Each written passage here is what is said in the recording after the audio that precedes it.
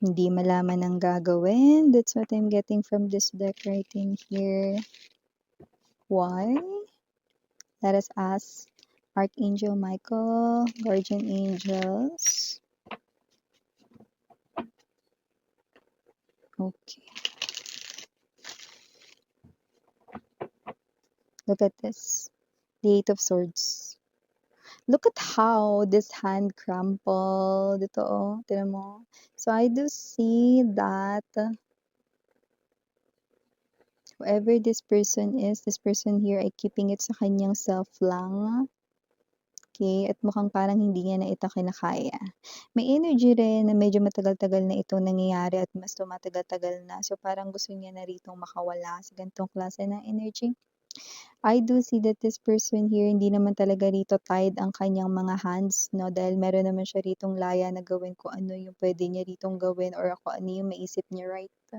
But it looks like this person here, no? The emotions and feelings that I'm picking up from this deck is this person here ay someone dito na afraid to magpatangay sa kanya ritong sariling emotions and feelings. So, let us all find out why.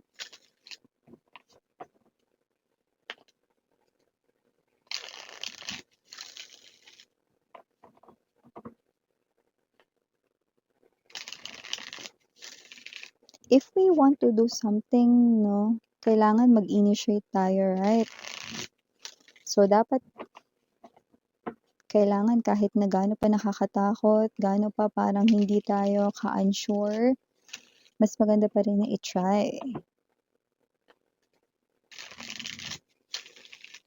Para at the end of the day, walang pagsisihan, 'di ba? And then, kapag hindi pa rin, 'di ba, try and try until you succeed, 'di ba? Kahit yun na yung pinaka-cliche rin. That is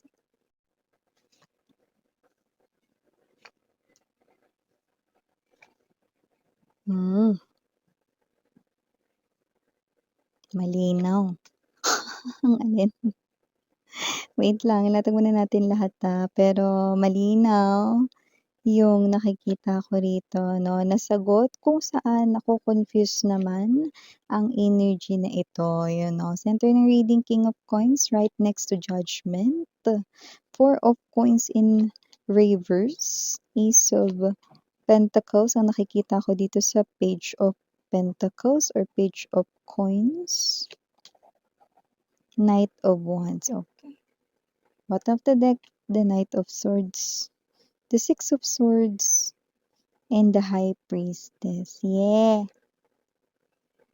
Okay, this is the truth and I'm gonna reveal sa inyo ang truth na malinaw kong nakikita rito. Okay?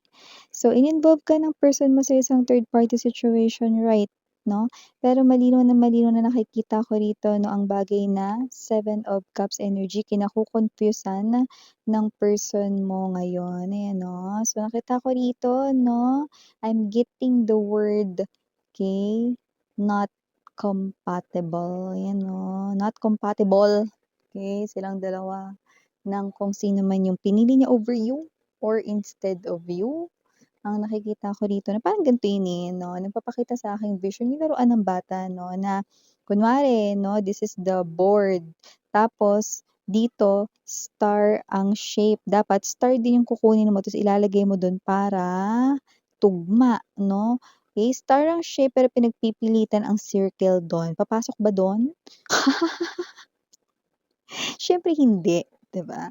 Kasi naman 'tong energy na 'to 'no, I do see that this person here 'no, at ang, person mo, okay, yung third party niya at ang person mo 'no, ay hindi rito compatible sa isa't isa, 'yan 'no. So, Miss yan, anong sinasabi mo? Kami rin naman ng person ko, marami rin naman kaming hindi pagkakapareha, eh. Hindi lang yun dun mga babes 'no, yun ay nasa ibabaw lang 'no, na surface 'no. What I'm saying is that they are not meant for each other.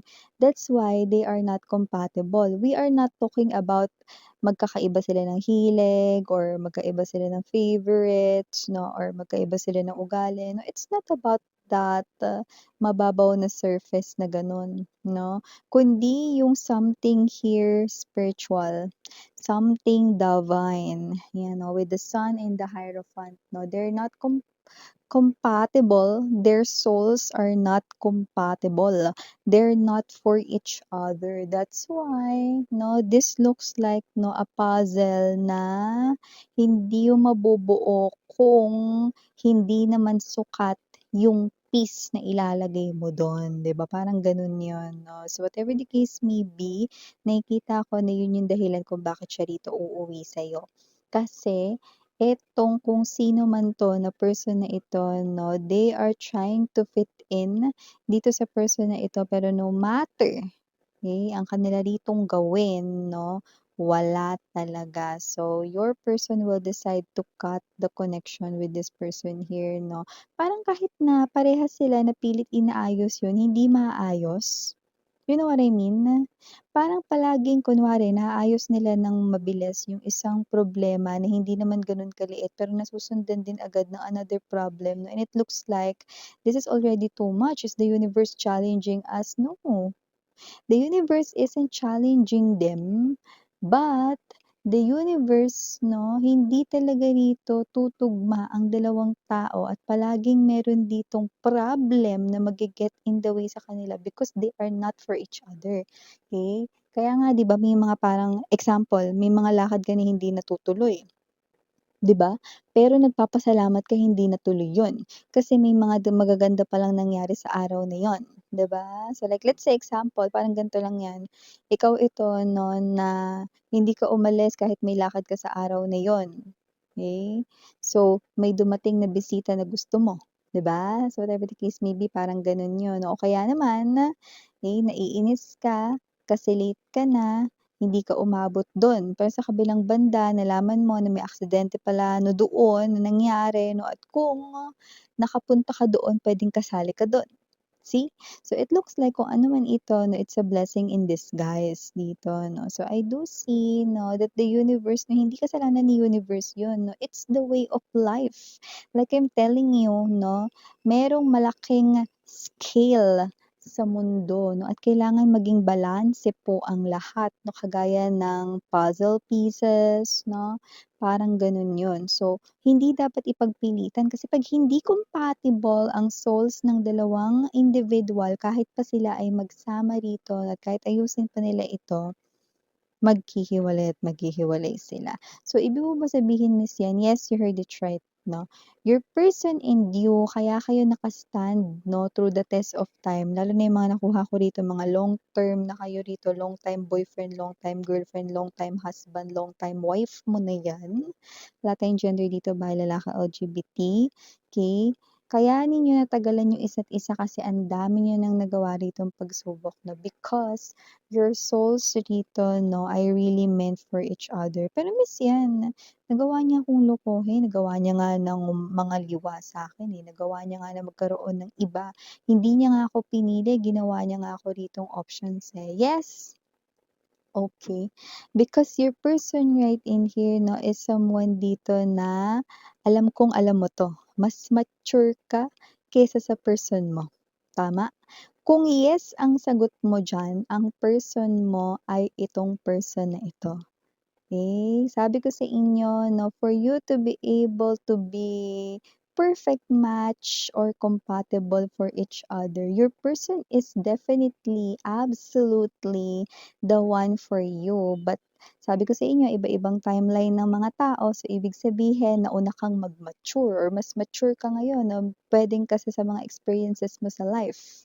Mas mabilis ka na naging mas smart, or mas mabilis naging, matalino, mas, stronger 'no at, mas nahasa yung decision making skills mo 'no. Unlike your person, magsisimula pa lang yung kanya, but that doesn't mean he or she is not the one for you. So kailangan niya mag-mature 'no, and this chapter, confusion dito 'no, 'yan yung kanya ritong challenge na dapat niya lampasan at nakita natin dito your person ay going back home, look at that.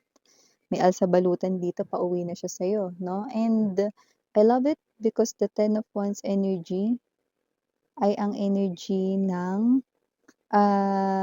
tawag nito, hindi rito nagmamatigas, okay? Talagang ito ay, tuloy-tuloy na at ang pag-cut off niya rito sa third party or dun sa other person ay nakikita kong legit na gusto niyang gawin. I'm seeing the Ace of Coins here, even though this is the Page of Coins. Your person, okay, ay nakikita ko rito 'no, na accepting yung mga spiritual lessons na nare-receive niya, yung mga lectures of life mula nang naghiwalay kayo at yun ang kanya ritong, yeah, judgment is here. Yun ang kanya rito 'no, na nare-realize ngayon. That's why nakikita ko na hindi niya na ipagpipilitan 'no, na buuhin ang koneksyon nila ng third party ano. So whatever the case may be, nagsisimula ng magising yung person mo sa mga nangyayari, tunay na nangyayari 'no, sa kanya ritong love life. And nakikita ko rito 'no, nakikinig na siya sa kanyang mga angels at guides. King of Coins na nakikita kong pinapairal niya ngayon at hindi na rin siya close off pagdating sa kanyang emotions and feelings. Four of Coins in reverse is an energy of not holding back. So definitely this person here 'no, ay nakikita ko ritong tuloy-tuloy na magbabalik sa'yo. Ang taong ito ay natatauhan na. Ang taong ito ay minsang naligaw pero mahahanap ang daan pabalik sa'yo. Ngayon, dahil palagi kong sinasabi sa inyo mga mahal 'no, nasa inyo pa rin ang desisyon kung tatanggapin niyo siya o hindi. Alam ko sa kabilang banda gusto niyo pa ring malaman kung totoo ba or ganap ang pagbabagong ito or sa kalagitnaan ba ng pagsasama ninyo muli rin siyang aalis, tilisan at mauulit sa parehas na mistake or pagkakamaling kasalanan sa'yo? Well, I love it because lumabas din dito yung sagot. Okay, secrets dito ay revealed.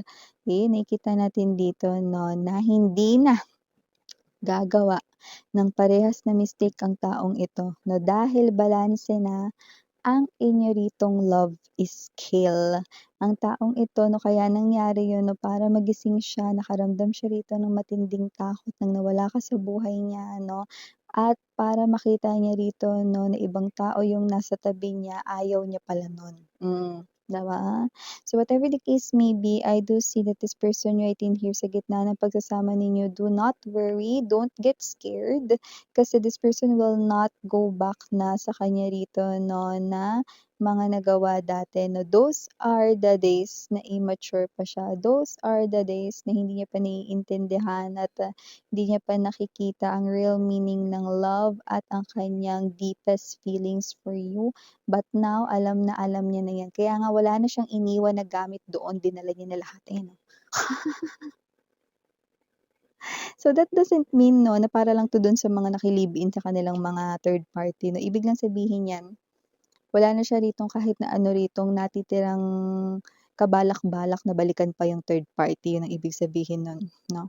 So whatever the case may be, Six of Swords, this person here ay moving towards your direction, asking here for another chance. This person will tell you how sorry siya dito 'no, and definitely will beg for another chance here with you guys 'no. But definitely, it's still up sa inyo if you will give him or her chance or hindi na. Okay, nasa sa inyo yan. But yes, the feelings, the thoughts, nagma-match.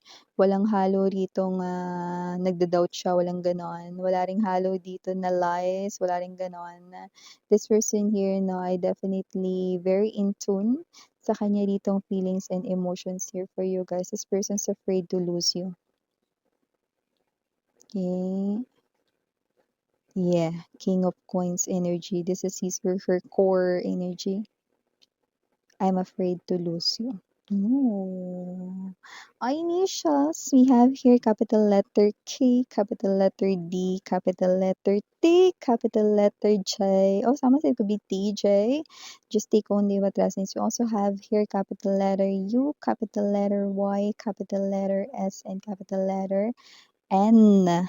So for the small letters, we have U, K, or someone could be, nasa UK or baka galing dun, just take only what resonates here. Could be dealing with a foreigner, half foreign blood, doesn't have to be, but just take only what resonates, alright? We also have here small letters I, C, T, M, G, And last but not the least, we have A. So, yun yung mga nakuha natin dito mga messages. Pick up only yung mga nag-resonate lang for you. Drop naman yung iba kasi baka yun naman for other viewers naman.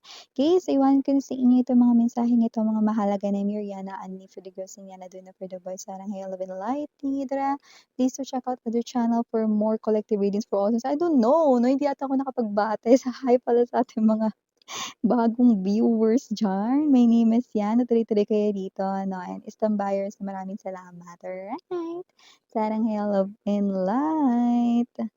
Annyeong.